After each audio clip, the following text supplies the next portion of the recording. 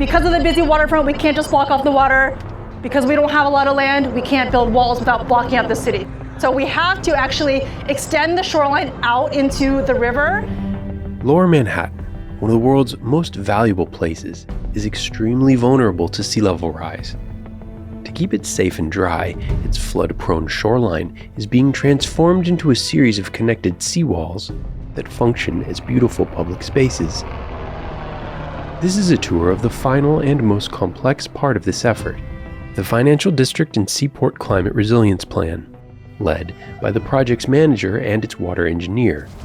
They were inspired to act after seeing what Hurricane Sandy did to this very spot. You can see on this sign where the high watermark from Hurricane Sandy was. When we think about how we can protect Lower Manhattan from flood risk, you end up looking at kind of 3 different flood hazards. Based on the New York City Panel on Climate Change, the NPCC, New York City should expect between 5 and 6 feet of sea level rise by the end of the century.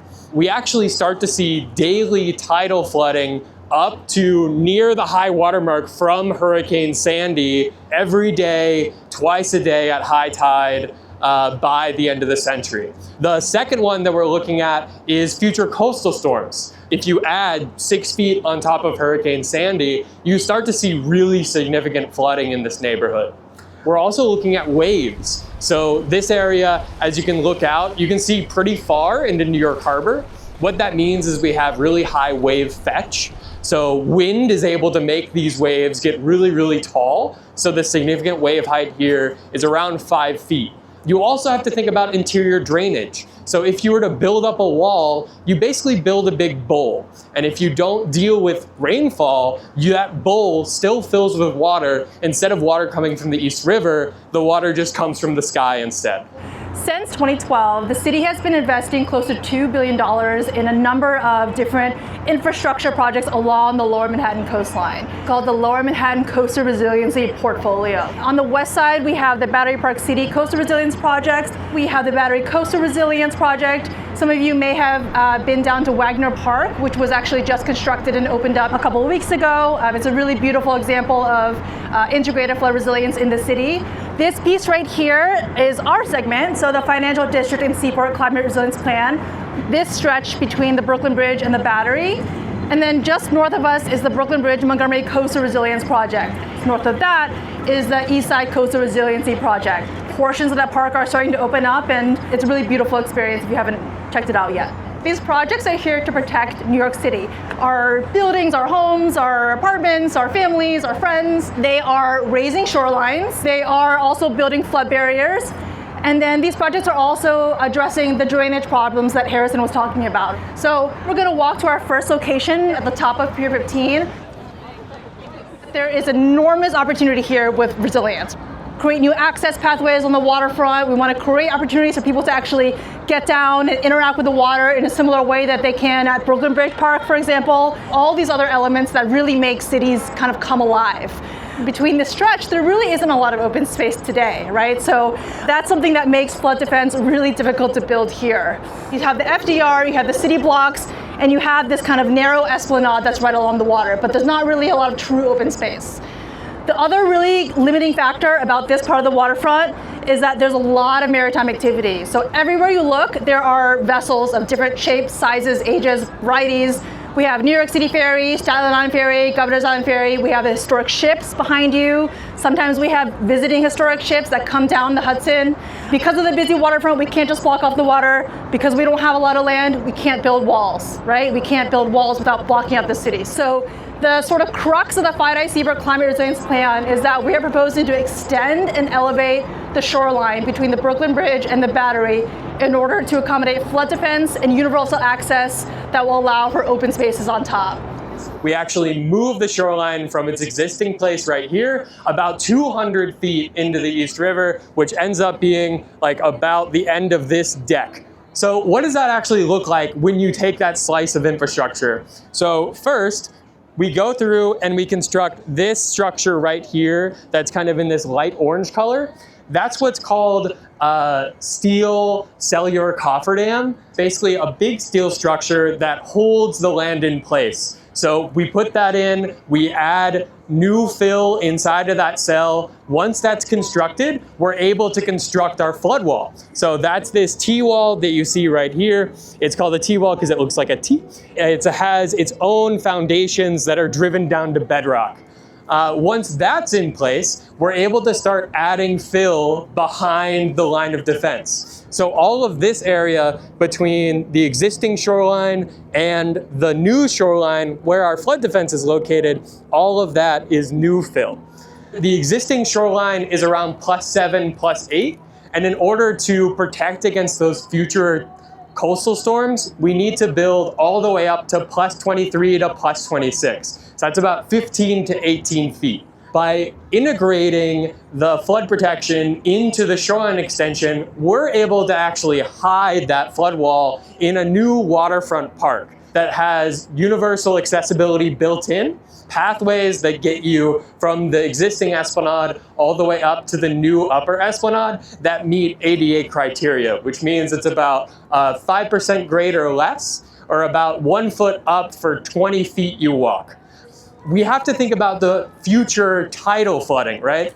So one of the things that we do is we build a new waterfront esplanade that's located outboard of the flood defense, and that's elevated up to +11. And what that means is in the future through 2100, we won't see daily high tide flooding overtopping that esplanade and making it unusable. The last thing is looking at drainage. We've integrated green infrastructure along the entire shoreline extension. That way, all the rainfall that falls on this new waterfront park gets collected and stored in cisterns or used in rain gardens. So you can see a couple of those cisterns kind of located on this chunk. The bottom girder of the FDR is around +26. So what we're building to is about to that level. The FDR could come down tomorrow and the design would work. The FDR could stay out for another 100 years and it could also work. So we built in that flexibility. All right, so I think we're gonna head to the next spot, which is gonna be that drop down that I mentioned earlier, just before New York City Ferry. We've strategically placed gateways all across this waterfront. Wherever we have a subway tunnel running under the East River into Lower Manhattan. We have that gateway at Fulton Street. That's where the AC train runs into Lower Manhattan. We also have a gateway at Old Slip, right down the street over here. That's where the 2-3 train is running under Lower Manhattan. In order to build a wall, you have to drive these really significantly sized foundations. And if you place a foundation through a tunnel, everyone gets really upset. So we don't do that. So in order to mitigate and plan around all these really important pieces of public infrastructure, we build this thing called a bridging structure. A really tall and really long concrete box that's supported by huge, up to 6 feet in diameter concrete piles, which go all the way down to bedrock. We are able to rely on these foundations that exist on either end of the tunnel, and they send all of the loading from the storm all the way down to bedrock under the tunnel. So in that way, we're not putting any excess loads on the tunnel, but we're also able to protect the waterfront. So obviously you can't put fill there either, right? Because if you put in 20 foot of fill on top of the tunnel, that's also excess load.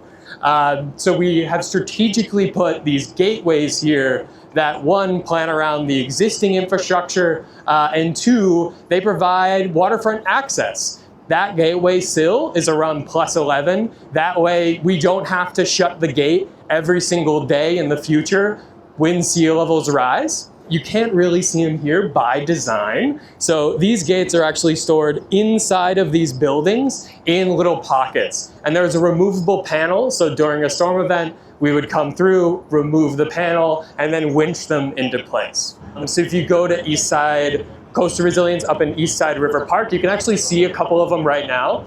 As far as maintenance, obviously steel in a marine environment, you have to be worried about corrosion. So they need to be inspected and they need to be spot treated if a corrosion occurs. Typically they last about 25 years before they need to be replaced. The global engineering firm that Julia and Harrison work for, Arcadis, is based in the Netherlands. I was curious how, as a low-lying coastal country, The Dutch experience with building elaborate flood defenses influenced this project. My Dutch colleagues are amazing. Okay. I've worked a lot with them, specifically on these bridging structures. It's kind of this specific piece of infrastructure that we haven't really constructed in New York before. Recently, Arcadis just designed a couple more on a different part of the waterfront. But working with those kind of experts out of the Netherlands with our New York City teams has been amazing. The Netherlands had a really bad flood, I think in the 1950s. And afterwards, they kind of had a national movement to adapt their coastline and build new coastal protection infrastructure that would make sure that nothing at that scale ever happened again. And that system is called the Delta Works, which is a really large system of flood walls and storm surge barriers that block off the North Sea from coming in. As far as scale, there are a lot of things in there that we've taken and applied here. One thing that the Dutch have been doing in kind of current times is this thing called Make Room for the River, where they've been using more natural and nature-based solutions to kind of adapt to flooding, where instead of building up flood walls right along the river that can cause that induced flooding that I was just talking about, they actually are kind of moving people out of the floodplain that way that you can get that like natural ebb and flow. Obviously in New York City, especially in Lower Manhattan where we are, it's a lot different. It's a managed retreat here when it's so built up in high rent district. Yeah, it's just not feasible. And it just isn't feasible also to kind of put in that natural infrastructure here based on just the amount of risk and the amount of space we have. Right. So yeah, you realize when you're down here, it's not very wide. No, absolutely not. Like, especially when you look right here, the bulkhead kind of ends where this bikeway is, or actually the bulkhead ends right up here. And it's really just, there isn't enough space on land to be able to put in the kind of infrastructure that we would want to see. I think like future adaptability for these projects is a really important part. So like all of the other LMCR projects are either in construction or about to start construction. And all of them are being built to the 2050s sea level rise prediction. So after the 2050s, they will all go through certain adaptation measures to make sure that they can continue to provide protection through the end of the century. In New York City, we use the 90th percentile sea level rise projection in order to plan all of these projects. So what that means is we have a 90% level of confidence that sea level rise will be at or lower than what we're preparing for. And if you need to build beyond the 90%, you've done most of the work. Yeah. If like in the future you need to adapt, you just can add on a little bit. Here on the left-hand side of the render, we see some people that are standing on top of a rooftop. Very, very importantly, houses the pump station. One of the critical parts of this project that we must complete in order for the whole system to work, and it would get turned on in the event of an extreme rainfall event or an extreme coastal storm event. And what it does, it just pumps water out so that we don't have that bathtub effect, we don't have inland flooding. If you look at your left, you can see the Battery Maritime building. The Battery Maritime building is a gorgeous landmark building that is right now the home of Governor's Island Ferry. One of the problems is that this building is not resilient to future tidal flooding. So you actually start to see interruptions to service between the 2050s and the 2080s. The Governor's Island Ferry wouldn't be able to run out of this building, and the building would flood almost every day by the midway through to the end of the century. We looked at a whole bunch of different alternatives for how to protect this building. That included elevating it in place, which we found was not practicable due to engineering feasibility of lifting up a building that's built over water. We also looked at relocating the building to a different area on the shoreline extension. It had a lot of the same engineering feasibility problems. Then we looked at what if we could route flood defense through the building, and we found that that would totally disrupt this landmark building while also leaving portions of it still vulnerable. Last but not least, we looked at, can we wrap this building in flood defense? That way, the building itself is protected, and we actually extend the upper esplanade all the way around this building. it was the most optimal in order to, one, protect this asset, and two, continue flood protection through the neighborhood. If you build flood protection on the water side of this building, obviously Governor's Island Ferry can't operate out of this anymore. And this kind of brings us to how we've been approaching this whole area that we call the Ferry Hub. So the Ferry Hub looks at the future of Governor's Island Ferry and Staten Island Ferry. So Whitehall Ferry Terminal right here is the home of Staten Island Ferry, and it's also not resilient to future tidal flooding and would have monthly to daily interruptions by the end of the century. So what we're doing here is we take over the US Coast Guard site, which is a small recruiting site that's just on the other side of Whitehall. And then we deconstruct that small building and we build a new 4-slip Staten Island Ferry Terminal on that location. Now, one of the important things is we have to construct new resilient facilities and maintain a good level of service at the existing facilities. So once we have built the new ferry terminal, we're actually able to move Staten Island Ferry down the waterfront from Whitehall to the new terminal. And then we're actually able to deconstruct Whitehall Ferry Terminal, build the new Governor's Island Ferry Terminal, which would be expanded to 3 slips on this site. After that, we can move Governor's Island Ferry from the Battery Maritime building, and then we can build the flood defense around the B&B, kind of closing the line of defense in this area. The one thing I'll note is that since these are new terminals that we're building, we're actually integrating the flood defense into the lower level. So across the building, there are multiple small 20-foot gateways that allow circulation from existing grade to a vessel. But during a storm event, all those gates would be closed and only a small portion of the lower level would be flooded. And all that would be wet flood-proofed. Now, the area that currently hosts Governor's Island Ferry, we've slated for community programming. It would all be public open space. In these slips, instead of there being access for ships to come in, all that would be kind of a paved plaza that anyone could use. Retracing our steps later, it was apparent to me that the area around the new unified ferry terminal would be much more pedestrian and bike-friendly. We have this very busy area. And what we are proposing is actually a capping over of the Battery Park underpass. Essentially kick out the exit ramp about 400 feet up the shoreline. And so what that does is that creates this big open plaza space in front of the Battery Maritime building that would be public, right? So there could be tables, there could be a portion of the greenway, just an opportunity for people to spend time around this lovely historic building without feeling like they're at risk of bikers or cars or just cramped pedestrian spaces. With the current projected price tag of $7 to $9 billion, the project will continue working through the environmental review process to become eligible for federal funds. Its scope and complexity make it significantly more expensive than the other sections of the Lower Manhattan Coastal Resiliency System. To many decision makers in the city, it's a no-brainer investment in the continued success of one of the most important neighborhoods, not only in New York or the entire country, but in the world. The cost-benefit analysis is off the chart. So even when we look just at kind of the physical, what we're protecting physically, it's $21 billion in avoided losses. Okay. And that's not to even mention like the number of jobs, the number of new residential housing here, and the amount of transit. So it's not just about this particular geography. Underneath us, there are 7 or 8 subway tunnels that bring everyone from Brooklyn to their jobs in Lower Manhattan and Queens. This ferry hub is the busiest in the entire nation, and it's a lifeline for everyone coming from Staten Island to their jobs in Lower Manhattan.